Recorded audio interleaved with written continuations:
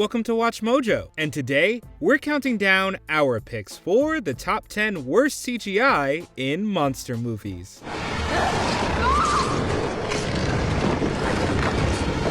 For this list, we'll be ranking the most egregious examples of computer-generated effects to offend our eyes. Effects that were far more frightening than any monster. Have you seen any of these films? Let us know in the comments. Number 10. Anacondas. Anaconda 3, Offspring. The Anaconda franchise is one series that seems to wear its reputation of poor CGI almost like a badge of honor. That said, the snakes from this third entry are particularly offensive. Anaconda 3 Offspring was produced for the Sci-Fi Channel and brings with it all of the ill will that description entails. From the cheeky stunt casting of David Hasselhoff to the CGI that's low budget to a fault. Slug. A what? An infertile membrane, a dead egg. What does it mean? It means she's about to start laying Then in let's minutes. finish this and get the hell out of here. The snake attacks are woefully underserved by horrendous CGI blood and poor rendering that hampers any sort of believability or tension. The dead eyes and jilted movements don't even make Anaconda 3 feel silly, it just looks bad. Where'd he go?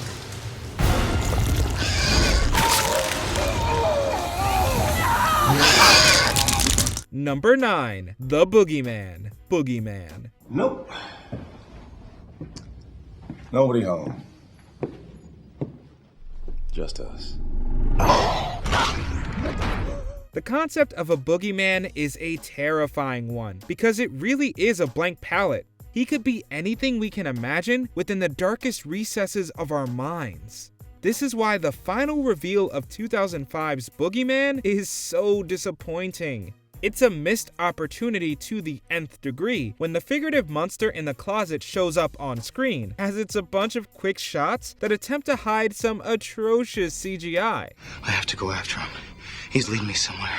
If I'm not around, he won't bother you, okay? The overall design of the boogeyman's face isn't terrible, but the pale skin and choice of wardrobe don't do the monster any favors. Additionally, the effects when the boogeyman is defeated look even worse, feeling much more dated and removed from the film's mid-2000s release date. Yeah, it's over. Number 8. Silly Shark. Deep Blue Sea. Now you've seen how bad things can get and how quick they can get that way. Well, they can get a whole lot worse. Samuel L. Jackson characters have died in various inventive ways throughout the actor's filmography, but rarely has a death scene appeared so unintentionally silly. Director Renny Harlin really should have known better, having helmed such practically inclined films as A Nightmare on Elm Street 4 and Die Hard 2. But hey, CGI was a new and exciting prospect back then, right? The CGI shark that devours Jackson's Russell arrives just as the actor's ending his impassioned monologue. We're going to pull together and we're going to find a way to get out of here. First, we're going to seal off this. But we'll give no points for timing as the end effect just looks terrible. From the unrealistic herky-jerky movements to the laughably pedestrian rendering, this one's more of a laugh than a scream. Just ate him, Christ. Number 7. Tepid Tentacles. Deep Rising.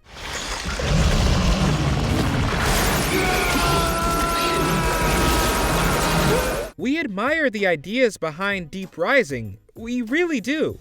After all, underwater settings in horror movies can be a great place to build tension and suspense prior to that big monster reveal. Unfortunately, what probably would have been a great creature feature back in the 70s or 80s is instead relegated to computer-generated hell with some tepid tentacles. Now there's something you don't see every day. Some of the close-up shots look okay, but the scenes that play off the actors' reaction shots to the tentacles look like something out of a video game cutscene. If this squid-like monster is ever on your movie night menu, it's best to decline. Get to the cargo bay!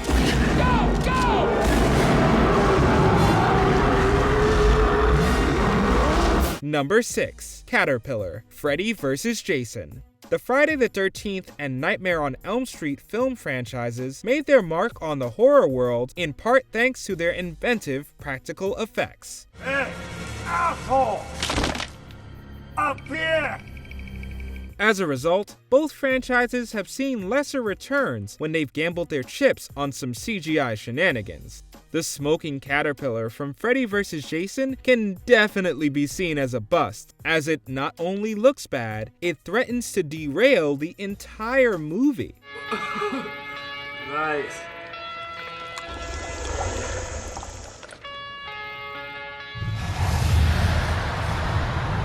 The Freddy Krueger-possessed creature plays into character Bill Freeberg's one-note stoner stereotype, but its rendering is so poor that it almost single-handedly kills all of the goodwill built up to that point. Although the third act does bring things back around, this caterpillar is one of the most embarrassing creations from either franchise. Number 5. Weak Werewolf. An American Werewolf in Paris. It seems almost blasphemous to imagine the sequel to An American Werewolf in London going the computer-generated route with their titular lycanthrope. But here we are in the late 90s, where everyone seemed to try and shoot their CGI shot.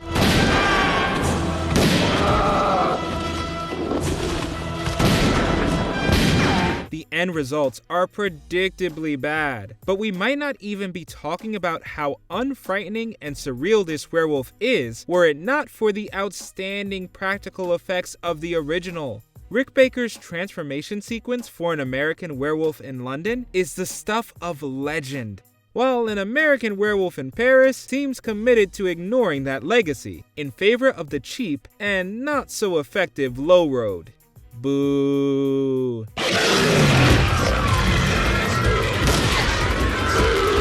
Number 4. Assimilated eyesore. The Thing.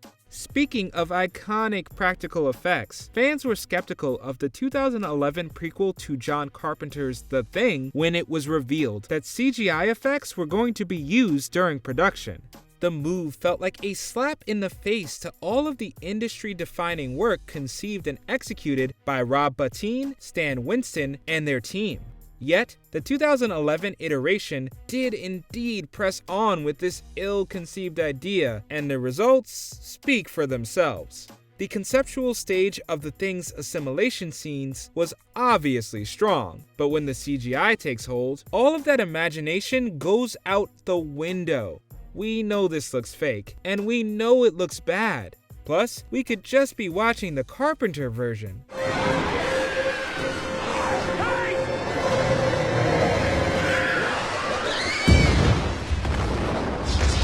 Number 3. Facial Shift. Sleepwalkers. Come on, we gotta go! Come on! Part of us wants to give Sleepwalkers a pass for its CGI crimes against the eyes, given that 1992 is pretty early on for this type of technology. But remember, Jurassic Park is only a year removed from this movie. Sleepwalkers is one of those Stephen King films where fans can shake their heads and laugh at what's on screen, such as this facial shift freakout from one of the titular sleepwalkers, Charles. And I think he's playing with me. Get me some backup.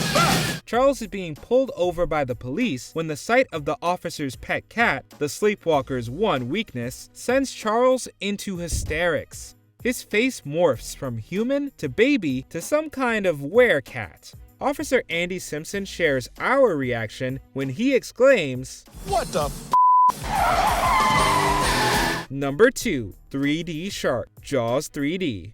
The story behind the special effects of Jaws 3D is a complex one, specifically with the climactic sequence where the shark smashes into a control room. This scene has been much maligned over the years for its poor execution, although effects company Private Stock Effects actually had a version of the scene edited on video that looked superior to the finished product.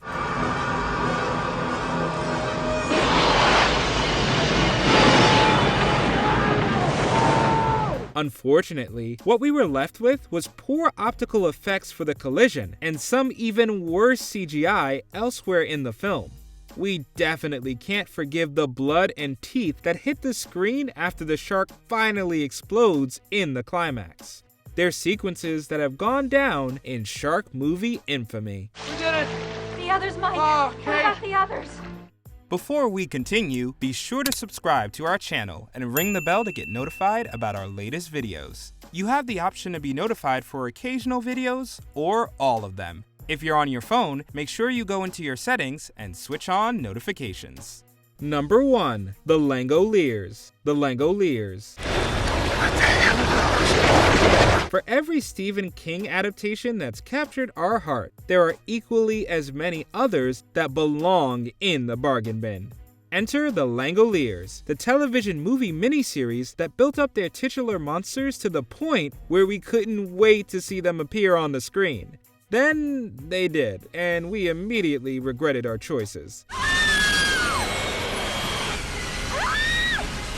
Get out of here! The Langoliers, well, don't look like anything really. They're all fuzzy-looking teeth and indiscernible skin, the sort of effect that was dated almost immediately and remembered solely for being completely terrible.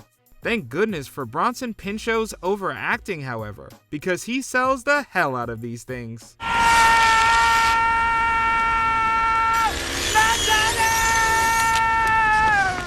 Did you enjoy this video?